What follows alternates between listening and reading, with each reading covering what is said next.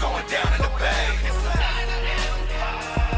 It's the Niner Empire, yeah, we came to play. It's forever going down in the Bay. Win, lose, draws, red and gold all day. I was born in Santa Clara back in 1989 when Niners were in their prime and players would push the line. You could bet that over time my passion it grew stronger. Even when the championship team was no longer. Back in '04, I ain't never put my flag down. Never felt weather, you could bet that I'll never back down. Even when we losing, I'm raising my flag higher. I'm a 49er rider, I'm repping that J-Red. I've been a fan since birth, man, I bleed red and gold. Last season was bad, this season we doing better though. So let it go, it's Niner gang, don't forget it, bro. No matter what the record is, we still gon' rep it though. So reputable, yeah, we very nice. Legendary like Joe Montana and Jay Rice. I've been a fan since a young man. Does your team got enough rings for each finger on one hand? You know what's going down in the Bay. It's the Niner Empire, yeah, we came to play. It's forever going down in the Bay. Win, lose, draws, red and gold all day. Bang, bang, it's the Niner gang in this thing, bruh. I ain't never changed, that my team been the same, bruh. Since the days of Deion Sanders and Joe Montana. When I was young, jamming Heavy D and MC Hammer. So never get it confused, I'm forever repping red and gold. Till I'm dead and cold, I won't hesitate to let you know. Whether the 0 and the 11. Man, let's get it, baby. Oh, yeah. Let's get it, baby. We in this Let's thing, go. man. We in this thing, man. It's an exciting week. This is the exciting week, baby. Man, I was crushed. Oh, yeah. I was crushed last week, man. You know how many text messages, how many phone calls, so many people at work. I mean, Yep. God, I mean, they were hitting me up. Who's Brian Allen? Who is Brian Allen? That's pretty much what I heard all week. 49ers are absolute trash, you know. So Yeah. I don't know about you, man, but this is what I heard all week long, man. Talk about it, man. Talk about it a little bit. Yeah, after last week's or the previous week's loss, obviously every Niner fan you could think of thought the team was in the dumpster. They were looking at Jimmy G. They wanted to go ahead and wait for Trevor Lawrence. They were thinking Kyle Shanahan wasn't capable of continuing the success. I thought this was a big week for the entire team. Like you said, I was receiving text messages, phone calls, Twitter notifications letting me know, man, what is going on? And like many other Niner fans, I myself was like, I don't know. I mean, it was a total debacle what we seen against the Dolphins. It was just, it was a shell of who we thought the Niners were. So back on top with a victory, it's feeling good. It's feeling really good. Feeling real good, man. I'm not gonna lie, man. I'm a guy who is fueled by W's and crushed by losses, and I ain't gonna lie, man. I was a guy who looked at Jimmy G and said, you know what, this guy Jimmy G is horrific, right? Just afraid. I really still have a little bit of that in me, right? Like just because of we got to remember. So I don't want to bust nobody's bubble. I'm not on here to bust nobody's bubble. But let's think about, was the Rams really that good, right? So their victories came from the NFC East. Talk about The Washington Redskins, Dallas Cowboys, and the Philadelphia Eagles. So, those are really not too many quality opponents. I mean, they pretty much beat the NFC East, right? Right. So I'm just saying, are they that good? We don't know. I mean, they obviously had a little bit of offense, but our defense is still around. I mean, I don't really see our defensive line playing like they normally would, but how did you feel like we did against the Los Angeles Rams, man? Well, first of all, I think the Rams, they are not that good. To answer your first question, no, they are not that good. And like you said, the teams that they beat, I think they have a losing record. Yes, the Philadelphia Eagles did beat the 49ers, a banged up 49ers, and so that is what it is. But the Rams are not that good. When you look at this game, I myself predicted that the Niners were going to lose. Let me be the first to say that. I'm happy that I was wrong about that. Because I just seen the Rams having an offense that would be able to kind of get the best of a banged up defense without having some of your premier players on the defensive line. That's how the Niners have built their defense. So I thought we were going to have some trouble. But man, that just speaks to the brilliance of Kyle Shanahan. I'm glad that we're bringing the show to this point right out the gate. So when you look at the Rams, the reason why it's easy for the 49ers to beat the Rams is because Sean McVay, I mean, let's call it what it is. I hate when people say that Kyle Shanahan and Sean McVay run similar offenses. That's a false narrative. What's happening is Sean McVay is mimicking. Okay, that's the word. He's mimicking Kyle Shanahan's offense. So the 49ers are going to continue to have success against their own offense. They see it in practice all the time. So that is that point. But when you look at the sample that we got with Jimmy G, looked fairly decent, had a lot of progress. He looked through his progressions. He had some really nice throws in that game, particularly in the first half. So that gave me a little bit of hope. But there were still some issues, and I know that 49er fans, they have to see this. It's just the decisiveness. It's the short intermediate pass when you need it. Speak about it. Speak about it. Okay, and so that is the problem that I think the 49ers are going to have with Jimmy G. You're getting exactly what you see. He is who you didn't think he was, okay? He is that's just what it is. Yeah, that's 100% correct. Tom Brady-esque. And so when you look at what Jimmy G is, he's going to have to give you those behind the line passes. He's going to give you the tosses. And your hope is when you run play action, he can make that throw. Unfortunately, this year, similar to Nick Mullins, cannot make the simple throw to Kyle Juszczyk. I don't get it.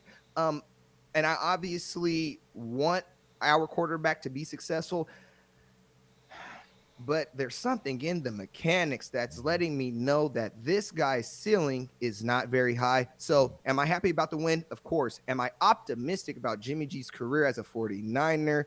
Not so much. I kind of was feeling that way, man. I don't like I like Jimmy. I think he's probably, a good locker room guy.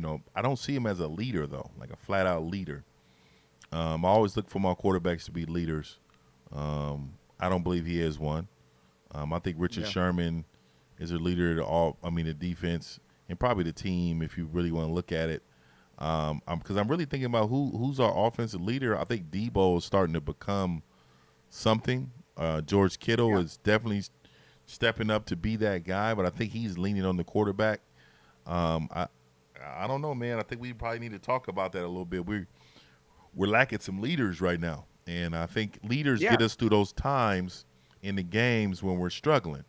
Kind of like when we were playing against them Eagles and we start overthrowing balls, we start looking terrible. Those are the guys who come talk to you and settle us down, man. Offensively, I don't see it. Sherm is the defensive guy, and when he's not there, I think it's Fred Warner. And Fred Warner does a pretty good job of that. So I don't know, man. I don't know about leadership on our team. Have you thought about that at all? Have you thought about who is the leader, who is the guy on the team?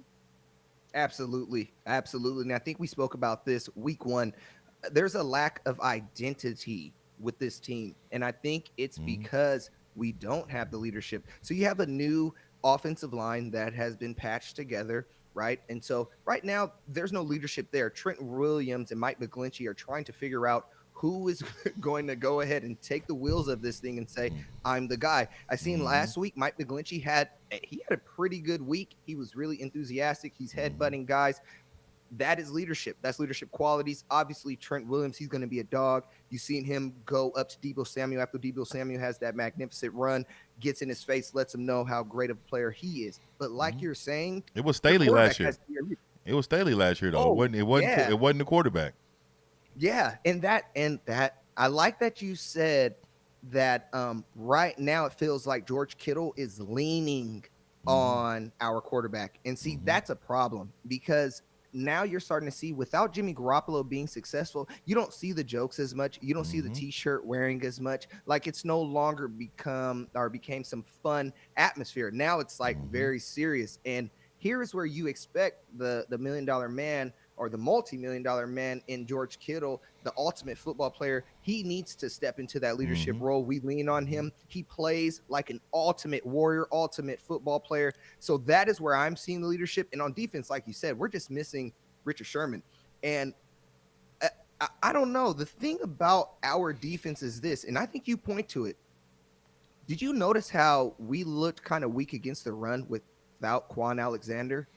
Yeah, I always say it. Quan is our best run stopping linebacker, and when he's not in the game, for some reason we look average against the run, man. Like, he is a big part of what we do in the run scheme. It's the reason why he's the strong side linebacker, and people forget that. A lot of people be like, "Oh, he gave up, a pass here, a pass there." I seen Greenlaw get burnt a little bit in this game, man. Like, he got a little lit up. He was getting a little lit up, but at the end of the that day, speaks to the leadership, like you're saying, that like Alexander's leadership. That's what it speaks to. Yeah, he's a just a straight beast. That's what he does. And when he comes back, we'll be all right. I don't know when he's going to be back, but hopefully, So let's talk about a little bit of something that I wanted to talk about. I still, Robert Saleh, still to me. So we were dominating the game, of course, right? But is there a reason why Spoon didn't get any time? I don't know why he didn't get any time. Like, are we just saying this guy is not going to play now? Like, he was healthy enough to go, so he didn't go at all. I didn't see him, and I know E-Man got burned. I like E-Man. I'd say keep rolling with him even though he got burned, because everybody gets burned. But I want to know what is your thoughts on Robert Saleh adjustments in the game, because I didn't see hardly none at all. Yeah, he makes none. He doesn't make an adjustment. Robert Saleh goes into the game with one game plan, and if it doesn't work, we crash and burn. We stay in the zone, even though it sometimes gets us into tremendous trouble. We get picked apart in the pockets all the time, especially when we had backup corners. He did not change the game plan to cater to the skill set that was on the field. He didn't do that. And that's going to be an issue. Something that I noticed in the game, teams love to run on the strong side. They love doing it on the Niners, especially with Quan Alexander out. They did it continuously over and over and over again. And Robert Saleh does nothing about it. He just continues to let the game unfold. That is a lack of analytical skill when it comes to being a defensive coordinator. But when you look at this game, a lot of people are going to say, well, how come they held him to such little points? Like I said from the beginning, the Niners are always going to do this against the Rams because the Rams are running the exact same offense. But our scheme is also built for vertical seam routes, and they do that a lot. Our defense is built for that. We go into cover 3, we do some cover 1 stuff. So our defense is built for that. But nice. They did. I got to give offensive line a credit. They did a very good job against. I think the best football player in the NFL was just Aaron Donald, and he was frustrated. I seen him on the sideline. They was putting him on the sideline. I mean, he wasn't even tired. Who we got? You know who was doing that? Daniel Brunskill. That beast. Man, oh my goodness. I was so surprised. I was surprised, man, and not just surprised, man. It's like nobody really talked about it this week, man, but they did a really good job against him, man. I was worried about him, and I'm sure Jimmy was. That's why the scheme was, short. And I said it. I think I said it with Wayne Breezy. But just 1-2-3, 1-2-3, 1-2-3. Deebo Samuel's an animal. Brandon Ayuk still getting touchdowns. He got a touchdown every game. I'm telling you, man, we got a lot of bright future ahead of us. Yeah, we do. We just got to put some things together as a pass rush. I'm still nervous about the pass rush. I don't even think we got to him one time in that game. Yeah. which is not good against a real elite quarterback. It's going to get ugly for us. And this is why. Oh yeah, the pass rush. Yeah, this is It's missing. it's little, yeah. Where's Eric Armstead? All his money.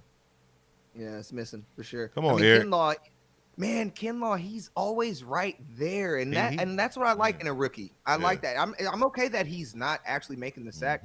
He's right there, which tells me in year 2, that's when you're going to start seeing him get some touches. I agree, man. I really agree. I think Kinlaw is doing well for his rookie season. I think his motor's there. I think his personality. You know, we was worried about him. You know what I mean? Yeah. We was real worried about him. I don't see. I think next year it'll be his push next year. Meaning he's gonna try to push to be Pro Bowler. What do you think? Yeah. He has a lot of work to do to push to be Pro Bowler in his technique, but his ceiling is through the roof. Every game that I've seen him in, this man is getting to the quarterback. Like, he's getting there. The pressure is there. And you educated me on this during this podcast.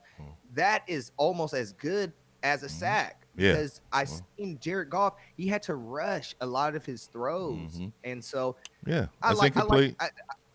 the defense. I'm not worried about the defense. What I'm worried about is the second half of the offense. What about Jason Verrett, man? Man, Jason Verrett I mean, come on. back. I mean, this guy's looking like, if he can stay healthy, Uncle Sherm is going to be going away soon. So if Jason Verrett can stay healthy, baby, we got action, because he's only 29 years old.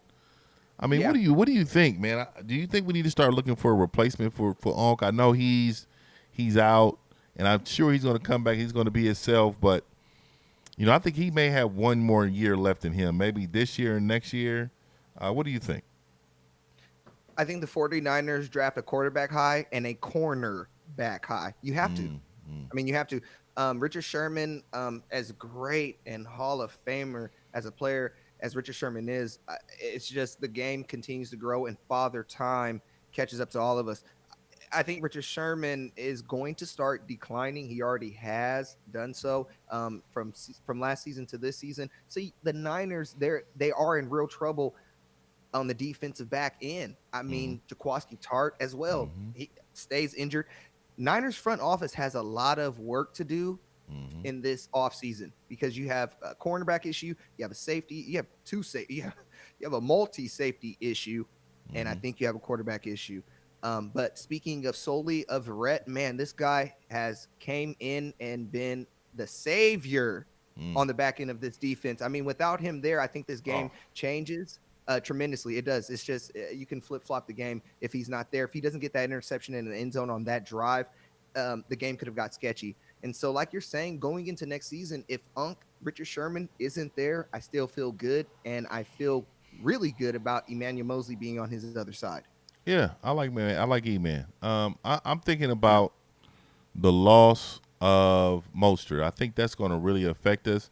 But that boy Hasty, man, nice. I had to I got to sit back for that one, man. Hey, when I see this man run, first of all, he needs some more touches. But when I see this man run, we got action. This week, I don't want to see Derek McKinnon like that. Feature this young man. Feature this young man. He can catch. He can run like crazy. We may got action. We need Coleman back too. And I keep trying to tell people how much Coleman. See, and this is why Mostert wasn't really hurt last year, because he had Breida and he had Coleman to lean on. Like, this is how you keep guys healthy. And this is what I'm saying. People talk about Coleman. Coleman is nice. He does what he needs to do. He's a one-cut runner. He picks. He's great in the pass protection. Yeah. But but that youngster though. Tell me what you thought about that youngster, man. Hasty. I think you spoke to this. This was off air. Did you notice? Okay, so Mostert goes down. Their defense immediately starts to disrespect our run game. Okay, Derek McKinnon immediately.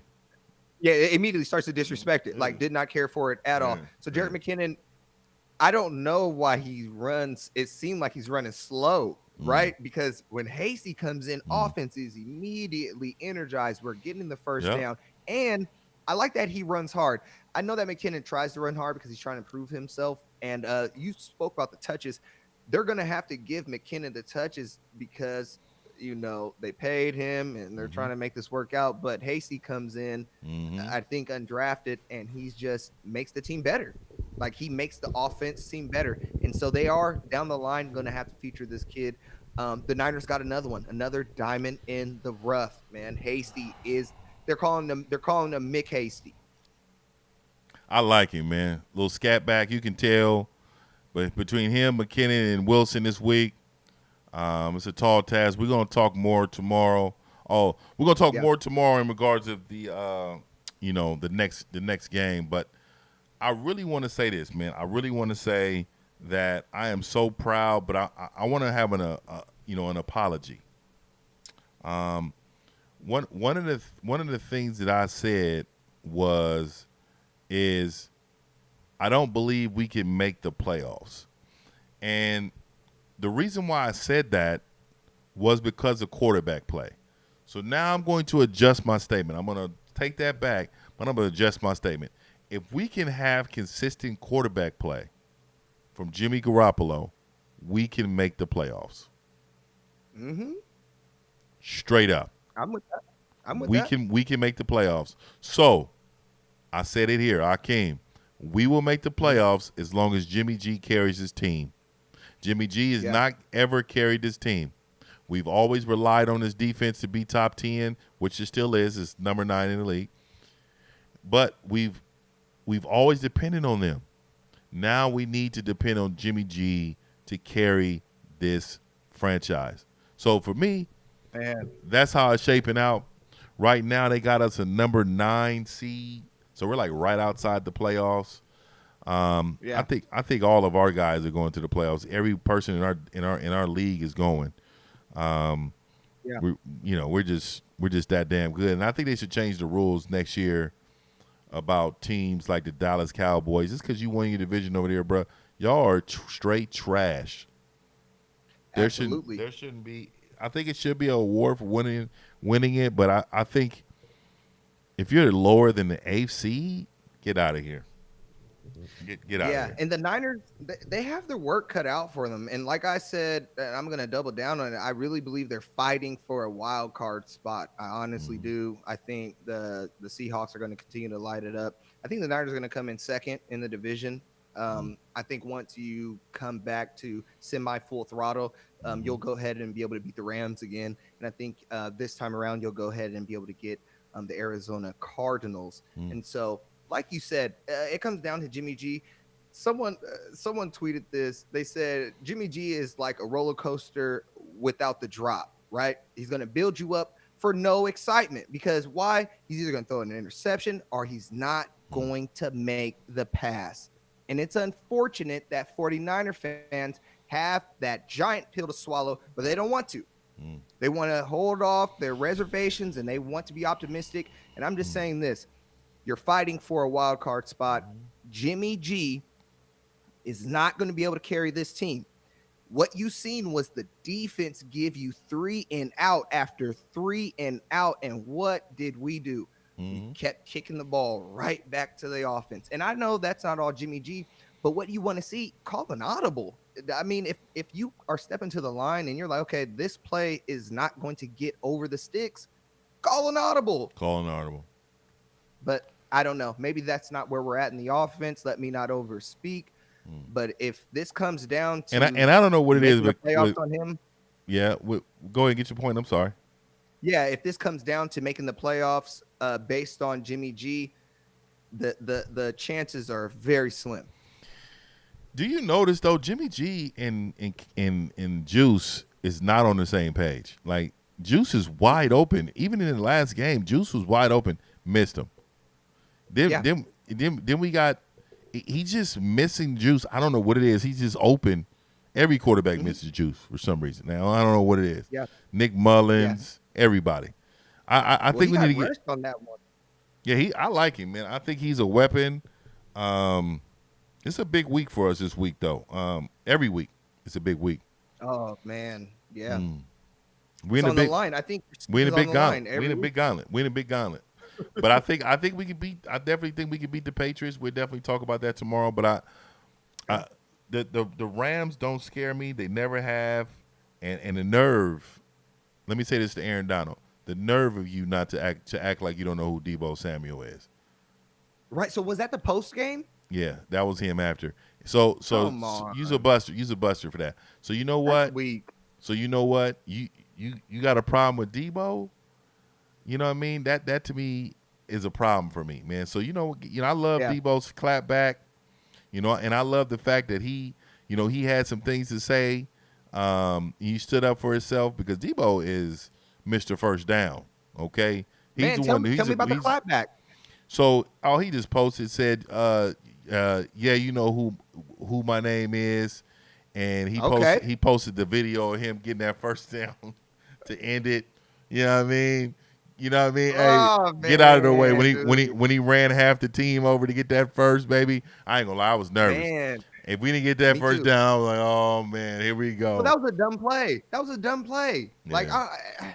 I know it worked, and so let me not say nothing. I'm not no coach, but still, that was a stupid play in situational football. Well, But Debo Yeah. is so talented, so maybe it's not because he knows Debo's talented. Maybe it's not. I mean, I know just by coaching football, especially defense, being outflanked, it's hard to stop. The 49ers outflank you. They just put more bodies on one side than you can. They block more on one side than you have. So the yardage is there, and it's coming so quick. Yeah. It's coming so quick. It's kind of hard. And then Okay. I didn't want to put it in Jimmy's hands because if he had threw a pick or something, you know what I mean. I don't know. We needed that W, and that's our bread and butter. Run the football. We Yeah. do we do a pretty good job of that, man. So you think this will be our identity going forward, or was it just? Oh yeah, we have no scheme choice. reasons? No. We got to run the football. As long as the offensive line play like that, we'll be just fine, man. What about the tosses? Like we're gonna keep doing like the little tosses and the short intermediate pass, 5 yards. I believe it. Yeah, of course. And we have special guys who can run after the ball. I mean, they got Debo Samuel leading in Yak. George Kittle's on that list. I mean, Yeah. we got guys who they bust loose. And Brandon Ayuk ain't no slouch. So, Man, hey, yeah. shout out to Trent Taylor. Got a little catch, baby. Got that first Seen him, for first us. down. Yeah, I seen man. him. Yeah. And Dante Pettis still trash, man. Still trash. That I was Absolute just about trash. to say that. Man, what's still going on trash. with him? I don't know, man. I feel bad for him because I know everybody giving him the business, but dog, you gold standards is something different. You know what I mean? Gold standards is something different, man.